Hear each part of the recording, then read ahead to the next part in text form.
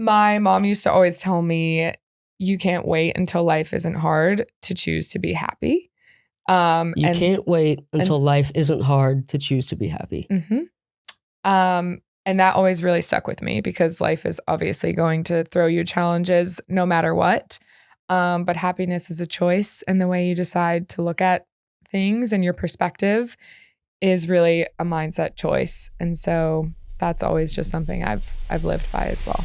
Hello, friends, and welcome to the Finding Good podcast. Here we dive deep into conversations with remarkable people who have found success in life despite all of life's myriad challenges and found good on the other side. Based on 3 tenets defined in my best-selling memoir, Finding Good, these individuals have been positively selfish, surrounded themselves with good people, and more than anything, done their part to make this world a better place.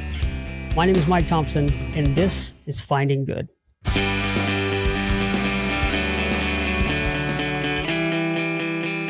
Hello, my good people, and welcome back to the Finding Good podcast.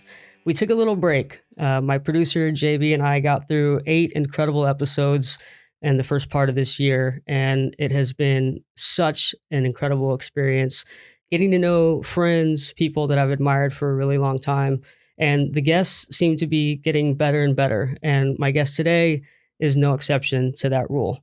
In short order, this person, I met them this past year, and we launched our respective endeavors right around the same time. I published and produced my first book, and she started a budding community that has transformed lives here in Austin, Washington, D.C., other places around the world, and shows no signs of slowing down anytime soon.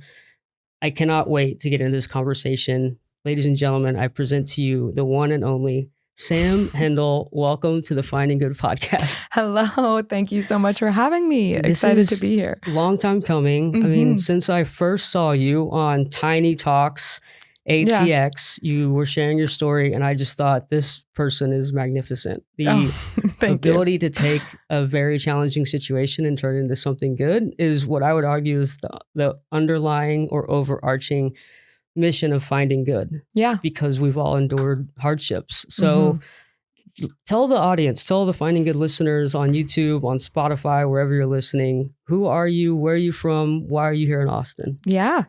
Well, my name is Samantha Hendel. I usually go by Sam. I grew up in Buffalo, New York, and then I went to school at Ohio State, and I made OIO. Yep. I made my way down to Austin in 2017, actually. So I've been here for 8 years in June.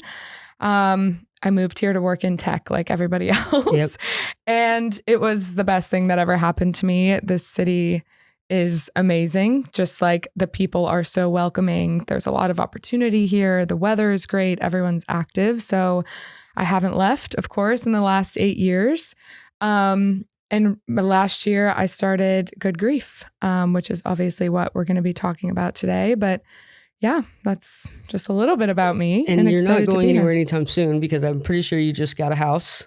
Yes, I did. I just got my dream little bungalow on the east side of Austin. I had on my vision board, I've always wanted to have a little bungalow with twinkly lights in my backyard to host friends for dinner parties and have people over. So I move in on August 1st. And you know that I want to be part of this stringing of the twinkly lights and the fire pits and the grilling and all that fun stuff. I cannot wait. I'm very excited. So, well, I first saw you, as I mentioned in the introduction, on Tiny Talks. And I kind of want to jump right into Good Grief because that's how we met. And for the listeners, just to remind everyone at home, Finding Good is my ideology. It's my worldview. It's how I live every single day. And my belief is, and we'll get into some more of the spiritual, religious aspects of our lives. But growing up, I was very religious. I adhered to the Christian philosophy, treating people with kindness, praising God. I still believe certain things, but I, like every other millennial, I consider myself more spiritual. And Finding Good for me was just an easy, accessible way to live life with meaning and purpose. And they're guided by my 3 tenets. The first is be positively selfish. Yep. You can't give 100% unless you are 100%. The second tenet is to surround yourself with good people, ideally the ones that are also positively selfish. and distancing yourself from people that don't add value to your life. Yep. And third, and probably most importantly, leave the world better than you found it. Mm-hmm. And you've done all three in spades, but I want to go back to the original hook that brought me into Sam's world, which is you wanted to find the good in grief. Yeah. Tell us about what caused that grief. Sure. So in 2022, my mom was diagnosed with stage 4 cancer and completely rocked my entire world. In the same week, actually, my dad was diagnosed with stage 4 colon cancer. And in the same month, I went through a breakup of a partner of a few years that I thought I was going to marry. And as you can imagine, the grief that I was experiencing during that time was overwhelming. The people who were closest to me in my entire life, I lost one of them to cancer, one was battling cancer, and lost another to a breakup. And I truly was in one of the darkest places of my entire life. You went through COVID. You were here in Austin in 2021 when Snowvid hit, when the snowpocalypse came. Mm-hmm. And then 2022, it put those years to shame in terms of enduring challenges. Which was crazy because after coming out of COVID and all of, snowpocalypse in Austin, I was like, 2022 is my year. And this is going to be good. Finally. I was supposed to take a trip to Colombia and all of this amazing stuff planned, and it all came crashing down. Basically, when I moved to Austin, it's a very fit city. And so one of my friends convinced me to sign up for the Austin Half Marathon. And this was well before I was a runner. I had always been pretty fit, but never enjoyed running. And it was actually the day of the half marathon. I woke up for the race, and my mom was always the type of person who would call you and wish you good luck, and was just always very supportive. And the morning of the race, I didn't hear anything from her or my entire family, which was very, very odd. And I made it to mile 7. And then I remember as I crossed the finish line, I still hadn't heard from my family. So my sister actually gave me a call, and she was calling me from the hospital, where they had just found out my mom was diagnosed with stage 4 cancer. And I got home, I fell on the floor, collapsed crying because they gave her about 9 months. So if you're not familiar, she had small cell lung cancer, which is a very rare and rapidly growing type of cancer with very few treatment options. So at that point, we knew it was like the options were very limited. So canceled my trip to Colombia, flew home immediately. My dad had a routine colonoscopy planned that week, and they found a tumor in his colon, which then turned out to be stage 4 colon cancer. And this was at the same time that Mom was literally diagnosed. The same week. My goodness. I thought I was being punked. My sister and I were just like, what the heck do you even do in that situation? It's just so much to process. It's very overwhelming, and there's so much information out there. And yeah, so as you can imagine, the next 9 months, before my mom passed were very grueling. She went through treatment. So did my father. My mom did a clinical trial at Ohio State, actually, which is, my alma mater. It's close to home. Very close to home. And unfortunately, she passed in 2022 in November. And that year was just crazy because I was in my 20s. I wanted to just be a normal girl in her 20s and have fun and hang out with my friends and enjoy living in Austin. And, it was just a series of different hospital rooms and clinical trials and bad news over and over again. And so it was just kind of like, the analogy when you're like looking through a window at everyone else living their normal lives. And I was just kind of in this really crazy limbo of trying to be there for my family, also trying to take care of myself. And it was really, really challenging. So I can't even imagine. Yes. I mean, it was a lot. Listeners know my story by now, and spending a total of like 5 years in the hospital, but I had doctors and nurses waiting on me, Yeah. beck and call. Mm-hmm. The people that are there, the caretakers, they don't have that same support. Certainly there No. are resources out there, but you're watching this happen. And Yeah. you said that mom was given 9 months. Sounds like she had exactly 9 months, being diagnosed in February almost and to then the day. passing in November. The disparity between finishing a marathon and wanting to rejoice and celebrate, and instead finding out literally the worst news that you could possibly experience, it seems like that would be the end for a lot of people, just in terms of like, what's the point of life anymore? When the person that raised me, brought me into this world, we know that our parents are going to pass before us, where our parents hope that they expire before we do, but you never want to see your parents go what we believe would be too soon. Yeah. And you had both parents at the same time. So your mom's an angel. She's watching over you. Yeah. You've obviously, in her memory and her honor, created something incredible. But talk about dad. How's dad doing now? Yeah. So my dad is still going through treatment. He's gone through about 4 or 5 different treatment options now. So we are still battling it out with him, and just hoping for the best. He's been such a trooper. I think he's the most stubborn man I know, and that definitely has helped with his mindset. It's a good thing for fighting cancer, for sure. Yes. So my dad is still around, and yeah, we're just hoping for the best. He's been hanging in there. Good Grief is such a remarkable community. Just watching it kind of from the sidelines. Thank you. I've seen it blow up, really. In Austin for sure, but you've gone to other cities, you've gone to DC.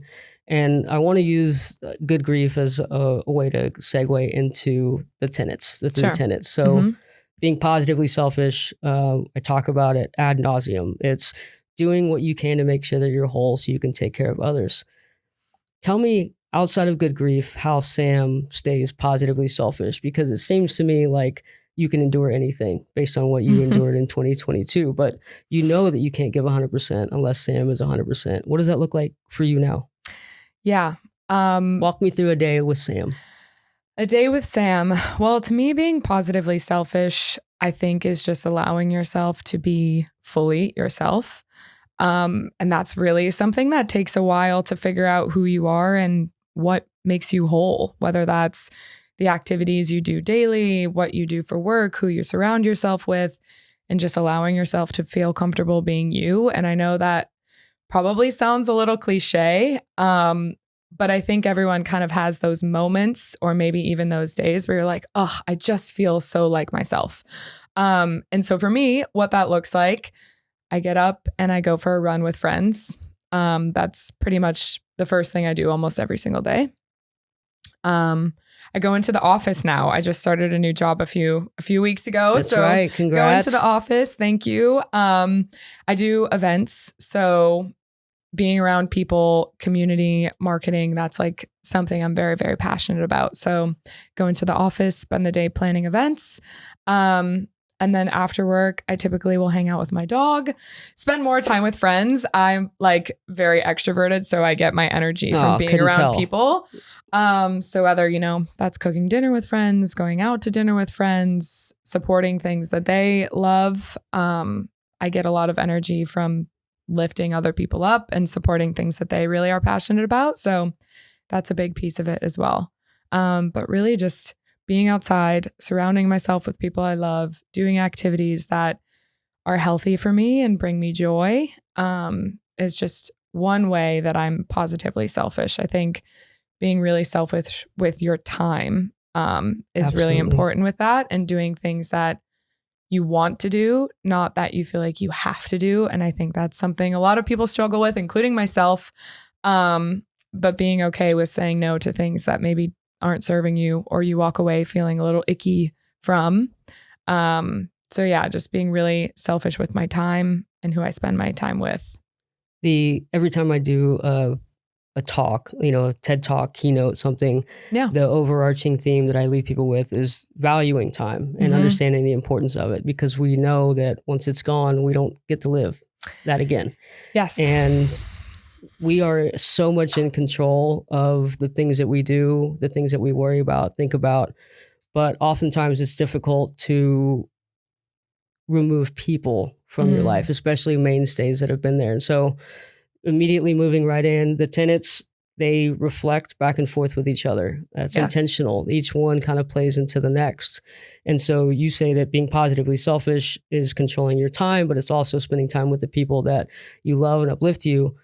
With good grief, what are, I want you to talk about the people that have brought you to where you are, because obviously this community didn't happen with just you. I mean, you are the catalyst for sure, but there's got to be people that were right alongside you, supporting you along the way. Yeah. So who are those people, and what were those early conversations like when you're like, I got to do something. I need to turn grief into good. And here's how we do that. Yeah.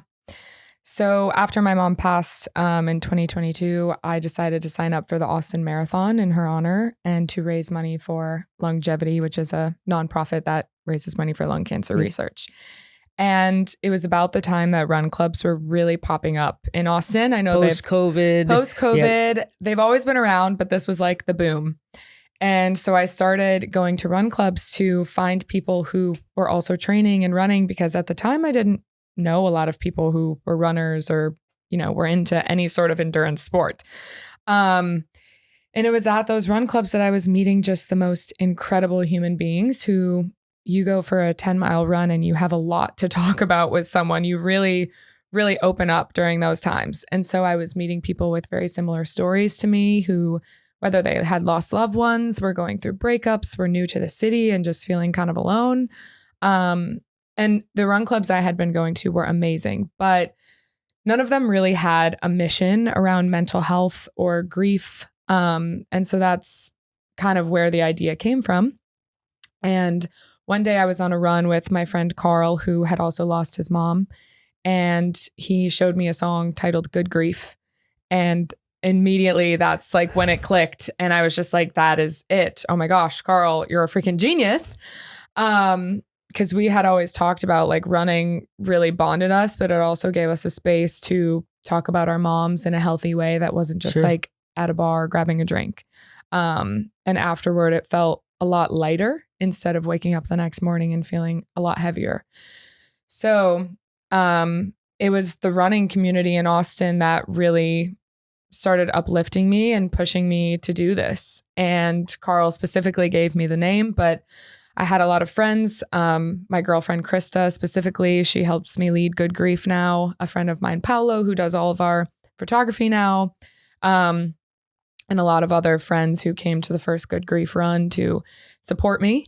And I got up on a table at Noble Joe and I just explained why I wanted to start Good Grief, because running is amazing for so many things, but especially mental health and working through hard times. And that's why a lot of people get into running and endurance sports in general. And so I really wanted to bring that to the forefront of why people run. I think that's such an important feature of the community that you've built, because I've been privileged with being at the founding of a lot of run groups. I was an early member of Raw Running, founded by my friends Ryan and Pat. And the theme of Raw was always run HAF, or hard as fuck. And I'll get JB to bleep that out for our younger audiences. And they do. They run really fast, and it's become a very tight-knit community. But when you go, it's a little intimidating. I was also, my friend Ben started Eastside Beer Runners. You know, Hops and Grain was our original location where we went and met up. And now my friends,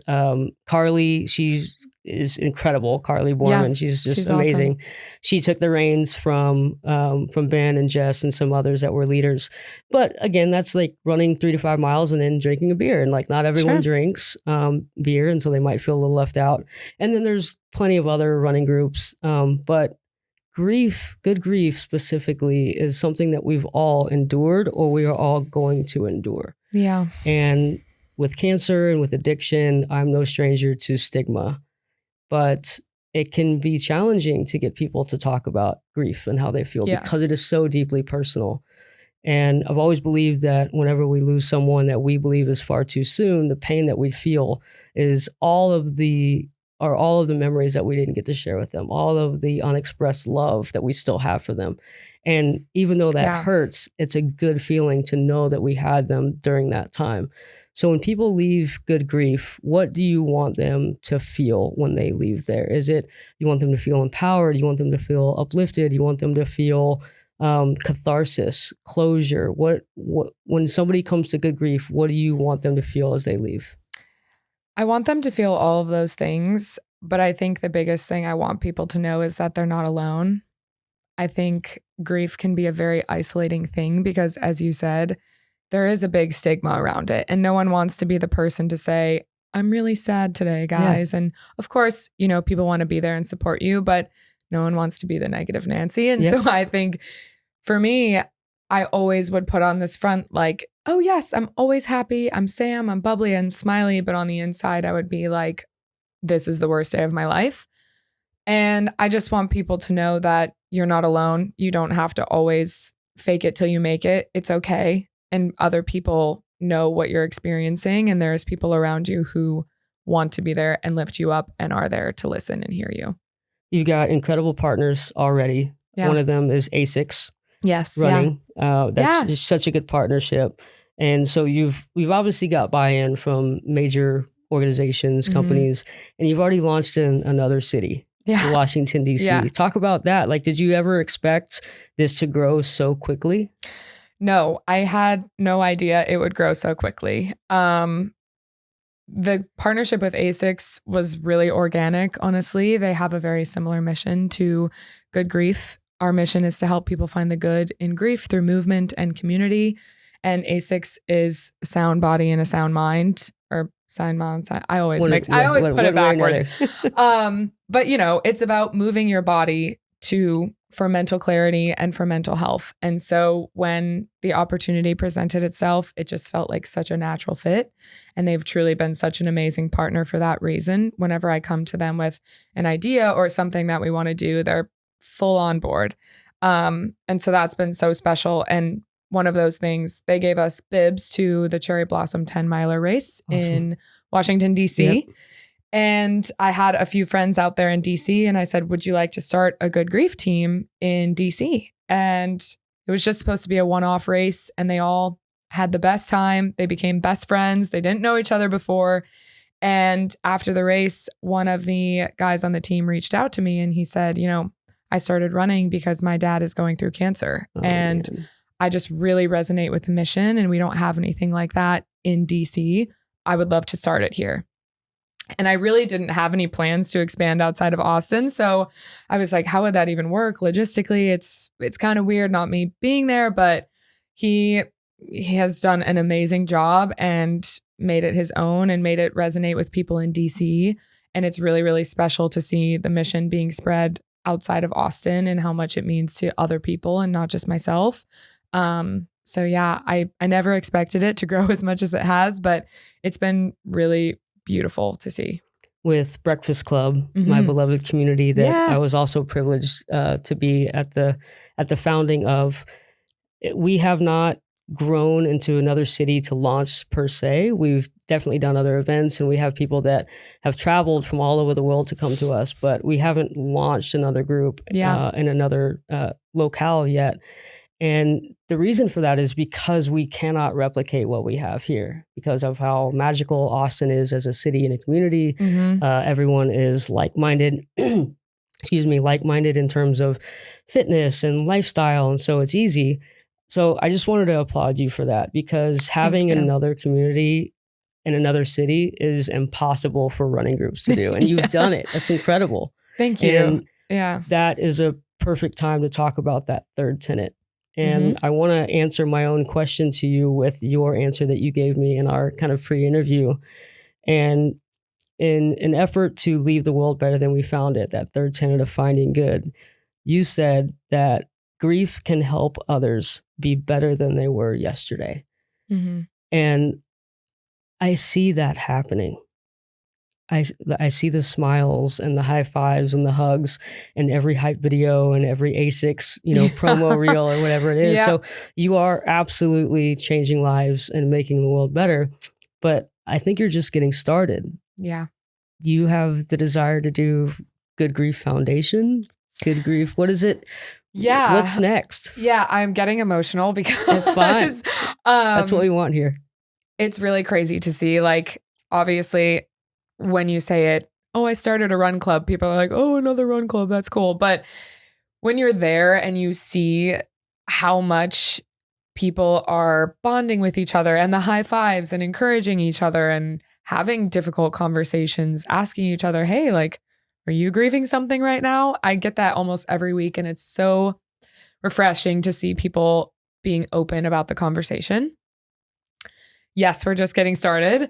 I would love to create a foundation, a charity arm of Good Grief. The Run Club is amazing, but there's so much more that I would love to do to be able to give back, to help people going through difficult times, to help with cancer diagnosis and research and things like that. So a foundation is coming, but not sure when yet. But yes, it will be happening. Well, if you have an opening, I'd love to be on the board and support in any way possible. Yeah.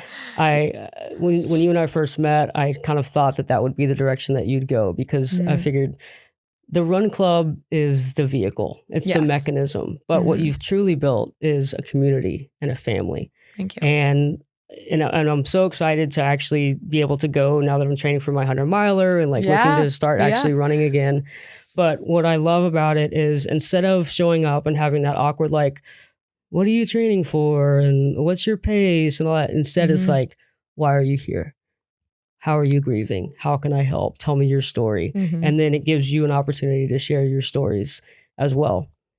I want to back up a little bit and go more high level, because I like asking this of people that I admire.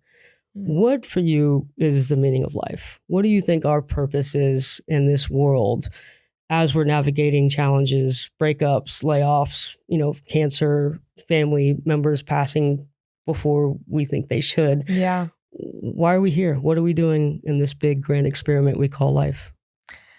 That is such a profound question, but I think the answer for me is really simple. To connect with other humans. I think that is the meaning of life for me. No one is meant to be alone. And I think everyone's fondest memories are when they have a really great time or a really great connection with another person. And so I think the purpose of life is to be surrounded by people you love and doing things that you love. Perfectly said. Yeah. Talk about your accomplishments. You weren't really into fitness before Austin. I mean, you were fit, but you weren't a runner. And then all of a sudden you're like, I'm going to run a marathon. And you ran a marathon. Yeah. I actually was a theater kid. I did musical theater my entire life. I tried out for the tennis team my senior year of high school because I was like, I should probably be an athlete at some point. Got cut. The gym teacher didn't even realize I was a senior because I was so absent from the gym program. But when I moved to Austin, everyone here is so fit and so outdoorsy. And it really got me into the fitness community. And so I started doing like Barry's classes and more of like the boutique fitness classes. And then a friend of mine who I worked with was a big runner, and she forced me to sign up for my first race. And so I actually really hated it. My first one, I was like, okay, half marathon done. I never need to do that again. But when I was going through grief, I was at such a low point that I was just like, I need something big to pull me out of this trench. And that needs to be a goal that I get up and I work at every single day. And for me, that was training for a marathon. And if you've ever trained for a marathon, you probably get addicted to running afterward because it just becomes so ingrained in your daily life. It's not just like, oh, I'm just going to go to the gym after work. It's like, oh no, I'm spending every Saturday for these 20 weeks running 10 plus miles. And so I just became addicted to running and how I felt after a run and the people that I was surrounding myself with. So after the Austin Marathon, which was my first marathon, I did the New York City Marathon in 2024. And most recently I did Tunnel Marathon in about a month ago. Incredible. Yeah. And any event that comes up, I have a feeling you're going to entertain it. Yes, I'm doing Hood to Coast. We have a Good Grief team for Hood to Coast, and I'll be running CIM in November. So not stopping anytime soon. I haven't told love you it. this yet, but I plan on being there for both. Oh, to no support. way. Yeah. Oh so, my gosh. Yeah. Wanted to wait until today to reveal that to you. Oh my gosh. Well, that'll be awesome. You've already accomplished so much in your relatively short life. Whether it's Good Grief, whether it's getting your dream job, whether it's graduating from the Ohio State. Go Bucks. We've already talked about you just getting started. What are some big things that you haven't accomplished yet that you really want to? Ooh, okay. That is a big question. But honestly, my vision of success has changed a lot, especially after like losing my mom and going through stuff with my dad. My biggest like accomplishment that I'm looking forward to in life is like having a family. That's really something that I want to accomplish. And, job and money and all of those things and continuing to grow Good Grief. Absolutely. But I think success to me looks like being surrounded by people that I love and who love and support me, and ideally one day having kids and a family. I really appreciate and gravitate towards people who have goals. They have these dreams that they want to fulfill for sure. Mm-hmm. But they're also content to just live every day as its own unique experience, as its own gift. How do you keep that attitude? Especially, we can talk all day long about the challenges that you've endured, but after mom passing and your dad going through what he goes through, I imagine things like traffic and bills and all that just kind of becomes trivial, like the things that aren't so fun to do. How do you maintain that attitude? How are you so good, so adept at making every day count while still looking toward the future and still having dreams and goals to pursue? You said it perfectly. All of the things that I used to stress about, bills and traffic and social media fault, like that all feels so trivial to me now when it used to be a big deal. I think just my outlook on life has really changed on all of those things. So I stress less, and I think I put my energy into things that excite me or feel aligned. And I think that's how I just keep pushing forward on those goals and those things. And it's not always difficult, or it's not always easy. A lot of very difficult decisions come up, but I think I always revert back to like, does this feel aligned? How does it feel in my gut? Like most people know the answer right away. They just don't necessarily want to believe divulge, it. So I think to answer your question, like how do I keep going, or how do I look toward the future and make every day count? I just continue to make those small decisions that lead to a bigger picture. And I think when you put your time and energy into things that feel aligned, it just happens naturally. With Good Grief, that's what happened. With friendships, when I chose to spend my time around people that were also investing in me, my friendships just deepened, they flourished. Same with Good Grief and really anything else in life. I think, just being intentional about who and what you're doing. I was with my friend Jeremy. I was with a bunch of friends a couple weeks ago at the Flatwater Damn That Cancer event. Yes, and I did Flatwater a few years ago. It's such an incredible community, and they also focus on finding the good in the wake of cancer. Just incredible. But my friend Jeremy came up to me and he asked me a pointed question, and he said, "How do you just have endless joy?" And for me, it's what you just said, like all those other things that are negative become trivial. I went to the DMV the other day and I was there for almost 3 hours. And I really, really struggled with how much I set an appointment. I planned it 2 weeks out. I got there and I was just waiting forever. And while I was waiting, I had to remember I have a vehicle to drive. Yeah. I went through some bad stuff in my life. I made bad decisions. My license was suspended for a long time. I don't have to worry about that anymore because of the way that I live. And so I'm easily able to juxtapose what my life could have been, shackled to an IV pole, actually in jail, dead. Yeah. And I'm still here fighting every day. You've endured something incredibly challenging. You come out on the other side, what I believe your best version of Sam yet. Yeah. What do you say to someone that has not really endured a situation that provides them that perspective? Because we encounter a lot of people that have really just not had a rough life. You're lucky. They're born into money. They're good looking. They Yeah. seem like they have everything going on. And of course, that's obviously very subjective. People go through different types of trauma and challenges. But to somebody that hasn't had that near-death experience or lost a very close family member, relative, loved one, how do you encourage people to live every day like Sam that hasn't endured what Sam has endured? You know what's crazy, which I kind of want to say it's not that serious. Like, I used to stress so much about things that didn't matter. And at the end of the day, like, we all only have one life to live. So why stress about the small stuff? And again, it sounds cliche, but like, it's really not that serious. It's cliche, but I find that most people don't listen to it. They don't follow it. And they're so wrapped up. And I see, viral videos on social media of people treating each other horribly, getting stuck in traffic, political skirmishes. And I'm going outside, like smelling flowers and looking for butterflies and hanging out with my dog. And that's how I have endless joy, because I choose to surround myself with those things. Yes. And I think you preaching that to the world without forcing it down people's throats. You're just saying, I'm Sam, I've been through some shit, and I've come out on the other side with a smile, because that's what life's all about. Yeah. It's incredibly impressive. Thank you very much. Let's talk about some fun stuff really quick. I want people to get to know Sam a little bit more. You love the outdoors. I love the outdoors. Where's your favorite place that you've traveled so far? Oof, anything related to the mountains, but Banff National Park in Canada is one of my favorite places in the world. It's so stunning. Beautiful there.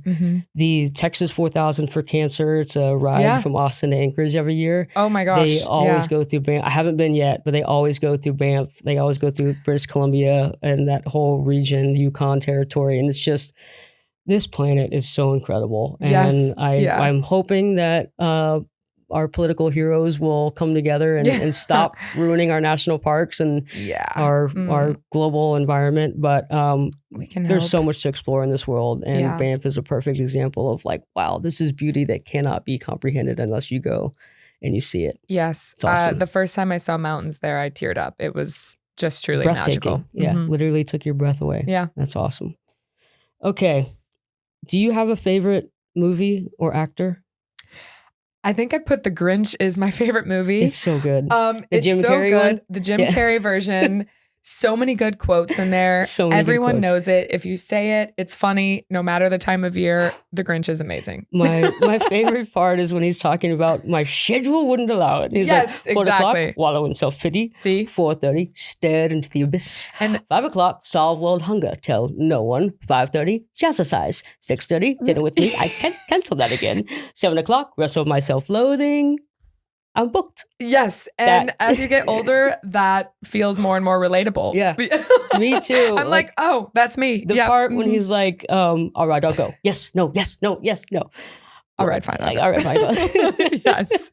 Yes. Oh, it's so good. See, everyone can relate. It's great. I love it. All right. Tell me your favorite musical artist or song. My dog's name is Frank. Frankie. For 2 reasons. Frankie. My grandpa's name is also Frank. Yep. And, I don't have any kids, so I told him I would name my dog after him. But I also love Frank Ocean. So, it's a classic. Good. Yes. Awesome. Frank Ocean is one of my favorite artists. And Fred again is also one of my favorite artists. Yes. Yep. If you ever have anxiety or depression, Fred again is your guy. Yeah. Yep. Gosh. It just pulls you right out of it. Sam, we are just so aligned. Talk to me about your favorite food. Big sushi gal. Oh. Yeah. That's a curveball. Love sushi. Are you a roll? Are you a nigiri? I'm a nigiri. Okay. Give me any yellowtail, hamachi.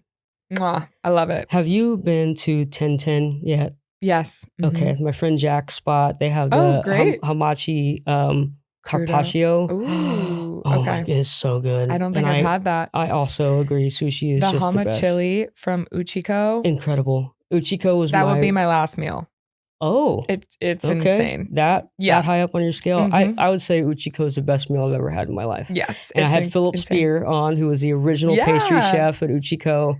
And I was privileged to know Paul Key. I've known Tyson for many years. So to see what they've done and created and turned Austin and Uchi and Uchiko into a destination. It's amazing. Restaurant. It's just incredible. So and Philip's also a runner. Yes. Yeah, exactly. Yep. And he's also built a community run club, and they're changing the world as well. Yes. Favorite ice cream, dessert? Are you a sweets gal? Big sweet tooth as well. Okay. I love mint chocolate chip ice cream. Okay. But I also love Delights, if you've ever been there in Austin. Oh, yeah. Yeah.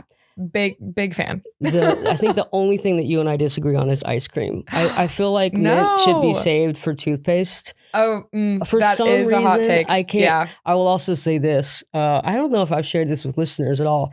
When I was about 8 years old, my older sister got married, and at her reception, they had Andes mints for everyone. You know those mints? Yep. Yeah. I think I ate a whole bag. And I was playing around in the hot tub all night. This was in Grand Prairie, Texas. So we had about a 4-hour drive home. Yeah. And my dad had a brand new 1994 Ford Explorer Eddie Bauer edition. Yeah. He would always say that he bought a $23,000 set of luggage and he got a free car out of it. So he loved that vehicle. It became my car a few years later when I started driving. But I fell asleep and was awakened to me upchucking all of the Andes mints. Yeah. And so from that point on, chocolate and mint together just was not in my wheelhouse at all. Yeah. And so mint chocolate chip ice cream makes me... We all have that one food that we got sick on and can't eat. But you know what that means is you can have your mint chocolate chip and I'll have my butter pecan, and never the twain shall meet. So see, never been a nuts and dessert kind We're of... great. Yeah. See? Yeah. All right. More for you. Yeah. High five. Do you have a favorite athlete? Shockingly, not really. I mean, I grew up in Buffalo, so Josh Allen. Oh, he's the best. I don't really watch sports as much as you would think. You're not really missing out on a lot lately. Things have been... You know, I obviously, as I've gotten more and more involved in the running scene, I've actually been watching running a lot more. It's so fun. It's so inspiring. And why is that not more popular for like the whole population? But I don't really like follow anyone like religiously. So no, I don't know. Okay. Well, Josh Allen counts. Yeah. And he's got to be the best thing that's happened to Buffalo. Yes. I mean, the four falls of Buffalo has probably haunted every person. My friend Pat, we talk about that almost every time we see each other. Like, I'm a Chicago Bears fan. Yeah. So I've also dealt with heartbreak, but I hope that Buffalo gets a ring. Yeah. They deserve it for sure. One day. I like asking this question because I think it tells a lot about people. A person that you would like to have a conversation with, dead or alive? My mom. Of course. Can I say that? Absolutely. I think, okay, this is kind of funny because my mom, I don't think gave the best advice. Fair enough. But she just knew me better than anyone, of course. And so I would love to just have one more conversation with her. What would you say? Oh, man. If you want to think about it and get back to me, we'll have part 2 I have later a lot on. to catch her up on. A lot has happened. I think she knows, and I think she's very proud of you. Yeah. You know, I feel her every single Monday morning at Good Grief. My mom used to always tell me, you can't wait until life isn't hard to choose to be happy. You can't wait until life isn't hard to choose to be happy. And that always really stuck with me because life is obviously going to throw you challenges no matter what. But happiness is a choice, and the way you decide to look at things and your perspective is really a mindset choice. And so that's always just something I've lived by as well. One of the messages that I've always struggled to deliver is, how come people never celebrate not having a stomach ache more? I'm in the or a corner and headache no or one knows something my like, tummy hurts. My stomach hurts so bad. I wish Yeah. anything that it didn't. But when our stomach feels normal, and again, we could be stuck in traffic, we could be at the doctor's office, we could be doing something not fun, getting an oil change, and our stomach feels fine. Yeah. And we're not like, you know what? I'm so thankful my stomach doesn't hurt. I'm so thankful I don't have a headache. And I love that. You can't wait to choose to be happy. You can't wait until life isn't hard anymore until you choose to be happy. It's incredible. Yeah. Gosh. Advice from mom. Advice from mom. She was a wise woman. Moms are the best. The best. It's incredible. Yeah. We also share a love for Anthony Bourdain. Yes. That's actually who I was originally going to say, because what an incredible human. I think that would just be the most amazing conversation. But yeah, if I had one person, I would choose my mom. I've built a lot of my thought processes around things that I learned from my mom growing up. And I've channeled them through an Anthony Bourdain-esque way. You know, he had this ability to say, people living in Lisbon walk around the day. Like, just his delivery was so eloquent. And, you know, growing up, my mom taught me never route you're welcome. Always say please and thank you. You know, leave people better than you found them. And that's played out into the 3 tenets of finding good. And luckily, you know, my mom is doing great. She actually just fell and broke her wrist a couple weeks ago. Sorry. But I think about you, I think about your mom, and it's a special relationship that we have. Moms are the strongest people in the world. And so I have no doubt that she's proud of you and what you've accomplished. I cherish my relationship with my mom even more so now after meeting you. Good. And certainly I think we've talked about this. You're just getting started. I don't think you are going to slow down anytime soon. Thank you. Yeah. For the next few months, I guess you're going to be training for CIM. What does the next steps for Good Grief look like? Just continue to go deeper. You know, obviously we've expanded to DC and we've grown a lot, but something that I really want to focus on is just deepening the community that we already have. So more ways to give back outside of the run club, establishing more volunteer opportunities, things along that realm. I think, you know, there's plenty of time to go wide and go big, but I really want to establish that sense of community and people feeling really tight-knit. So that's the plan over the next few months. I can share with our listeners that we're also going to be collabing with a collaboration soon. Yeah, just for the good of it. Can't wait. So stay tuned for that. Finding Good and Good Grief are going to get together and do a little special something on the trail in partnership with the Trail Conservancy. So stay tuned for that. For the listeners on YouTube, on Spotify, how can they find out about Good Grief? Where can they meet? Tell us all the things. Yes. You can find Good Grief at Good Grief Running on Instagram and goodgriefrunning.com. We meet every single Monday morning in Austin and DC, actually. So in Austin, we meet at 7 a.m. at Noble Joe Coffee Shop. And in DC, we meet at Childhood Cafe DC, both at 7 a.m. And what about Sam Hendel personal? If people want to follow your own endeavors. Yes. Yep. You can find me on Instagram at Sam_Hendel. Love it. Yeah.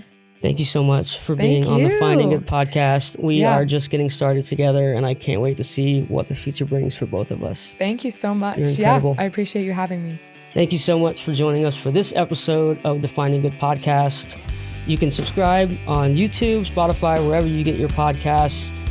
As always, take care of each other and keep finding good.